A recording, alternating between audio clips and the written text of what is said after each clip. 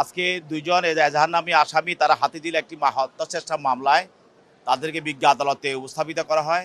আপনারা জানেন যে গত ৮/২/২০১৮ সালে সাবেক প্রধানমন্ত্রী, তিনবার প্রধানমন্ত্রী বেগম খালেদা জিয়া যখন তার গুলশানের বাসা থেকে তার বিচারিক আদালত, সেটা আলিয়া মাদ্রাসা, বকশিবাদ আলিয়া মাদ্রাসা যাচ্ছিলেন, তখন মগবাজারে সেখানে ফ্যাসিস্ট হাসিনার সহযোগীরা, যুবলীগ, ছাত্রলীগ এবং ১৪ দলীয় নেতা কর্মীরা সেখানে তার গাড়ি বহরে আক্রমণ করে। এই গাড়ি বহরে আক্রমণ করাতে সেখানে অসংখ্য গাড়ি ভাঙচুর করা হয় এবং আগুন দিয়ে জ্বালিয়ে দেওয়া হয়। সেখানে নেতা কর্মীদের উপরে আঘাত করা হয় এবং তাদেরকে হত্যার চেষ্টা করা হয় এবং গুলি করা হয়, অনেকে সেখানে আহত হয় এবং সে ম্যাডাম খালেদা জিয়ার গাড়িটাকেও ভাঙচুর করা হয়। সেখানে আজকে যে বাদী সেখানে সেদিন গুলিতে আহত হয়। যে আজকে তখন মামলাটা করতে পারে নাই, আর ফ্যাসিস্ট হাসিনার কারণে মামলাটা নেওয়া হয় নাই। পরবর্তীতে মামলাটা দায়ের করা হয়। এই মামলায় এই দুইজনে, হাসানুল হক ইনু এবং মেনন, তারাও এজাহার নামী আসামি।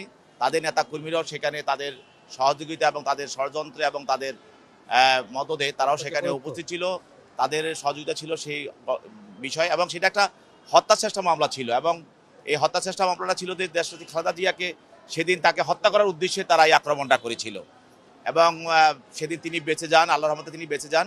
কিন্তু তার সঙ্গে যারা ছিল, সফরসঙ্গী, তার গাড়ি বহরে যারা ছিল, তাদেরকে আক্রমণ করা হয়, তাদের গাড়ি ভাঙচুর করা হয় এবং তাদেরকে মারধর করা হয়, গুলি করা হয় এবং তার বোমা মারা হয় এবং দেশীয় অস্ত্র ব্যবহার করা হয়, তাদেরকে নির্যাতন করা হয় এবং তাদেরকে আহত করা হয়।